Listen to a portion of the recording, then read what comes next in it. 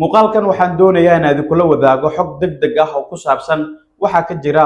qadka taleefanka inay ku wada hadleen madaxweyne xasan sheekh maxamuud iyo axmed maxamed islaam axmed madoobe madaxweynaha Jubbaland ee ay dowladda federaalka Soomaaliya u diiday aqoonsi inay siiso muxuu yahay damaca Kenya ay ka leedahay isu soo dhawaanshiyaha dowladda federaalka Soomaaliya iyo dowladda federaalka Soomaaliya xogo iyo macluumaad dheeraad ah oo ku saabsan khilaafka dowladda iyo maamulka Jubbaland ayaan doonayaa in muuqaalkan idinku soo koobo soo dhawaada saaxiibayaal haddii aad nagu cusubtiina nagu soo biro oo ka mid noqo saaxiibada inagu xiran aragtidaadana qaybta faallada ama commentiga kaga soo dhiibo hagaagkan ku bilaabo magaalada Nairobi caasimadda dalka Kenya waxaa ka soconaya dadaalo la doonayo in la isu soo dhaweeyo madaxweyne xasan sheekh maxamuud iyo axmed maxamed islaam axmed madoobe madaxweynaha maamulka Jubbaland ee ay dowladda federaalka Soomaaliya qaadacday amaba diiday gabi ahaanba doorashadiisa waxaa arintan dusha ka riixaya taliyaha nabad sugidda ee dowladda Kenya Nuurdiin Xaaji Yuusuf iyadoo oo warar soo baxay isla markaana lagu baahiyay baraha bulshada uu sheegayo in si toos ah qadka taleefanka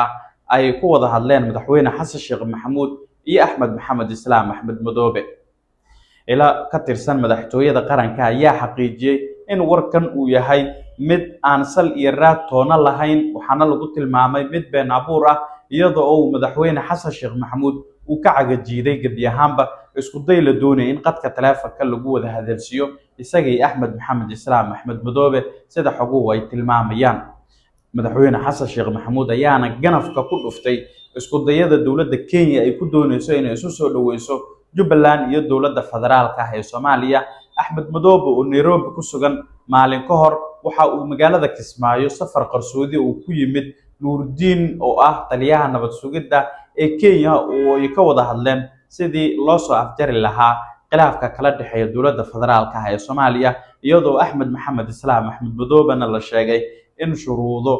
la soo bandhigay uu aqbalay isla markaana Kenya si ay u dhexdhexaadiso oo natiijo wax ku ool ah ay kaga soo baxaan dhexdhexaadinteeda oo markan noqonaysa kolkii labaad oo ay si toos ah Kenya ay isku dayayso in xal loo helo khilaafka Jubbaland iyo dowladda federaalka ah ee Soomaaliya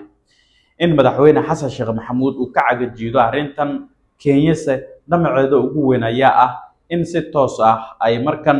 xal u dhexdhigto dowladda federaalka Soomaaliya iyo maamulka Jubbaland waxay walaac xooggan oo ay ka qabtaa oo damaceeda ugu weyn ee heshiiskan ay doonayso waxa uu ku qotamaa in aan la dhisin Jubbaland cusub ee gogasheedu ay ka fidsan tahay magaalada Garbaharey ee xarunta u noqon doonta maamulka dowladda federaalka ay aqoonsan tahay ee Jubbaland ku meel gaarka ah wixii warar ay ku soo kordha wararkeena dambe ayaad ku daawan doontaan nabadgelyo saaxiibayaal wadaagi doonaa xog ku saabsan Saadiq Cumar Xasan Saadiq John taliye ku xigeenkii hay'adda nabad sugidda iyo sirdoonka qaranka NISA mar kale ayuu dib ugu soo laaban doonaa kamid noqoshada xildhibaanada golaha shacabka baarlamaanka federaalka ah ee Soomaaliya maxaa ka jira iscasilaada xildhibaankii dhawaan buuxiyay kursigiisa Saadiq John kol hore uu u baneeyay xogo iyo macluumaad ku saabsan arintan ayaan doonayaa inaan muuqaalkan idinku la wadaago haddii aad nagu cusubtiina nagu soo biro oo ka mid noqo saaxiibada inagu xiran aragtidaadana qaybta faallada ama commentiga kaga soo dhiibo hagaagkan ku bilaabo warar soo baxaya ayaa sheegaya in uu iscasilay xildhibaankii dhawaan buuxiyay kursiga tiriskiisu yahay 248 oo uu kol hore baneeyay xildhibaan hore Saadiq Cumar Xasan Saadiq John kaas oo noqday taliye ku xigeenka hay'adda nabad sugidda iyo sirdoonka qaranka NISA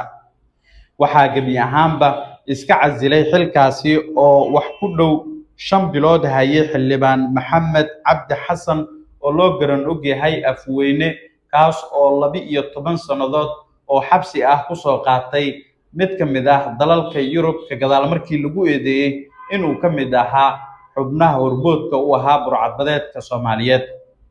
warar soo baxaya ayaa sheegaya in iscasilaada xildhibaankan ay ku timid arrimo isaga u gaar ah sida uu bartiisa Facebook uu ku shaaciyay wiil uu dhalay xildhibaankan oo baneeyay kursigan oo sheegay in uu gabi ahaanba aabihiis uu iska casilay xubinnimada xildhibaan baarlamaanka 11aad ee golaha shacabka baarlamaanka Jamhuuriyadda Federaalka ah ee Soomaaliya kursigan waxaa loo doortay oo la buuxiyay bishii March ee sanadkan aynu ku guda jirno ka gadaal markii uu kursigan gebi ahaanba uu baneeyay Saadiq Cumar Xasan Saadiq John oo ogolaaday in loo magacaabo agaasimo ku-xigeenka hay'adda nabad sugidda iyo sirdoonka qaranka NISA. Saadiq John ayaa xilkiisii ku-xigeenka agaasimaha hay'adda nabad sugidda iyo sirdoonka qaranka NISA ku waayay sababo la xiriira awood qaybsiga ka gadaal markii la keenay kursiga oo dib loogu soo celiyay Mahad Maxamed Salaad oo marka la eego saami qaybsiga ay wadaagaan oo dhinaca saaxadda siyaasadda. Si kastaba haatee waxaa warar soo baxaya ay sheegayaan in Saadiq Cumar Xasan Saadiq John mar kale kursigan uu u tartami doono isla markaana dhowaan la shaacin doono dib u qabashada doorashada kursigan oo markii labaad banaanaanayo. Saadiq John oo in xildhibaanada golaha shacabka baarlamaanka federaalka Soomaaliya uu dib ugu soo laabto waxa ay ka dhignaan doontaa dib u soo laabashada cududiisa galaangalka iyo kaambeenka dhinaca villa Soomaaliya. Saadiq John waxaa la rumaysan yahay inuu ka mid yahay saaxiibada dhow ee madaxweyne Xasan Sheekh Maxamuud. wixii wararaya macluumaad ah ee ku soo kordha wararkeena dambe ayaad ku daawan doontaan. Nala sii jooga saaxiibayaal, nabadgelyo.